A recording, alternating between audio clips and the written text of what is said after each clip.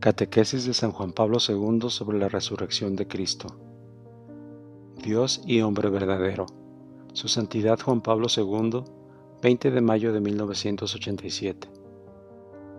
1. El ciclo de las catequesis sobre Jesucristo se ha acercado gradualmente a su centro, permaneciendo en relación constante con el artículo del símbolo en el cual confesamos: creo en Jesucristo, Hijo único de Dios. Las catequesis anteriores nos han preparado para esta verdad central, mostrando antes que nada el carácter mesiánico de Jesús de Nazaret y verdaderamente la promesa del Mesías, presente en toda la revelación de la antigua alianza como principal contenido de las expectativas de Israel. Encuentra su cumplimiento en aquel que solía llamarse el Hijo del Hombre. A la luz de las obras y de las palabras de Jesús, se hace cada vez más claro que Él es, al mismo tiempo, el verdadero Hijo de Dios.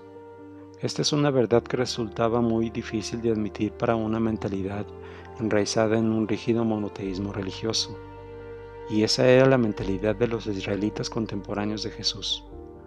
Nuestras catequesis sobre Jesucristo entran ahora precisamente en el ámbito de esta verdad que determina la novedad esencial del Evangelio y de la que depende toda la originalidad del cristianismo como religión fundada en la fe en el Hijo de Dios, que se hizo hombre por nosotros. 2. Los símbolos de la fe se concentran en esta verdad fundamental referida a Jesucristo.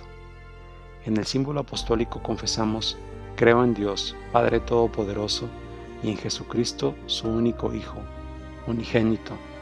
Solo sucesivamente el símbolo apostólico pone de relieve el hecho de que el Hijo unigénito del Padre es el mismo Jesucristo, como Hijo del Hombre, el cual fue concebido por obra del Espíritu Santo y nació de la Virgen María. El símbolo niceno-constantinopolitano expresa la misma realidad con palabras un poco distintas. Por nosotros los hombres y por nuestra salvación bajó del cielo, y por obra del Espíritu Santo se encarnó de María la Virgen y se hizo hombre. Sin embargo, el mismo símbolo presenta antes, ya de modo mucho más amplio, la verdad de la filiación divina de Jesucristo, Hijo del Hombre. Creo en un solo Señor Jesucristo, Hijo único de Dios, nacido del Padre antes de todos los siglos, Dios de Dios, luz de luz, Dios verdadero de Dios verdadero, engendrado, no creado, de la misma naturaleza que el Padre, por quien todo fue hecho. Estas últimas palabras ponen todavía más de relieve la unidad de la divinidad del Hijo con el Padre, que es creador del cielo y de la tierra, de todo lo visible y lo invisible. 3. Los símbolos expresan la fe de la Iglesia de una manera concisa, pero precisamente gracias a su concisión esculpen las verdades más esenciales, aquellas que constituyen como el meollo mismo de la fe cristiana, la plenitud y el culmen de la autorrevelación de Dios. Pues bien, según la expresión del autor de la carta a los Hebreos, muchas veces y de muchas maneras habló Dios en otro tiempo, y finalmente ha hablado a la humanidad por su Hijo. Confer Hebreos 1, 1 al 2. Es difícil no reconocer aquí la auténtica plenitud de la revelación. Dios no solo habla de sí por medio de los hombres llamados a hablar en su nombre, sino que en Jesucristo, Dios mismo, hablando por medio de su Hijo, se convierte en sujeto de la palabra que revela. Él mismo habla de sí mismo. Su palabra contiene en sí la autorrevelación de Dios, la autorrevelación en el sentido estricto e inmediato. 4. Esta autorrevelación de Dios constituye la gran novedad y originalidad del Evangelio.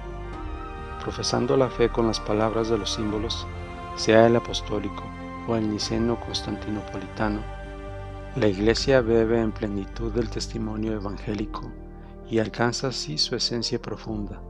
A la luz de este testimonio, profesa y da testimonio de Jesucristo como Hijo que es de la misma naturaleza que el Padre.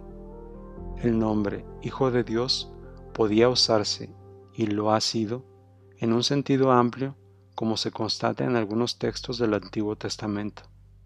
Sabiduría 2:18, Eclesiastes 4:11, Salmo 82:6 y con mayor claridad en la segunda de Samuel 7:14, Salmo 2:7, Salmo 110:3. El Nuevo Testamento y especialmente los Evangelios hablan de Jesús como Hijo de Dios en sentido estricto y pleno.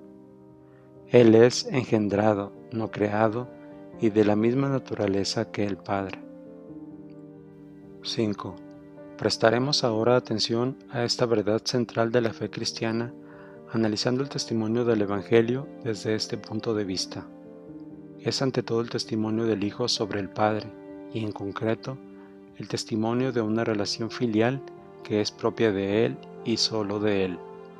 De hecho, así como son significativas las palabras de Jesús, nadie conoce al Padre sino el Hijo, y aquel a quien el Hijo quisiera revelárselo, Mateo 11:27, lo son estas otras, nadie conoce al Hijo sino el Padre, Mateo 11:27.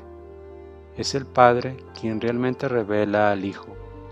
Merece la pena recordar que en el mismo contexto se reproducen las palabras de Jesús.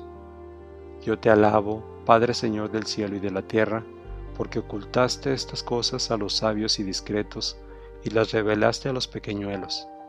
Mateo 11:25. También Lucas 10:21 al 22. Son palabras que Jesús pronuncia, como anota el evangelista, con una especial alegría del corazón, inundado de gozo en el Espíritu Santo. Confer Lucas 10:21. 6. La verdad sobre Jesucristo, Hijo de Dios, pertenece por tanto a la esencia misma de la revelación trinitaria. En ella y mediante ella, Dios se revela a sí mismo como unidad en la inescrutable Trinidad del Padre, del Hijo y del Espíritu Santo. Así, pues, la fuente definitiva del testimonio que los Evangelios y todo el Nuevo Testamento dan de Jesucristo como Hijo de Dios es el mismo Padre, el Padre que conoce al Hijo y se conoce a sí mismo en el Hijo, Jesús, revelando al Padre. Comparte en cierto modo con nosotros el conocimiento que el Padre tiene de sí mismo en su eterno, unigénito Hijo.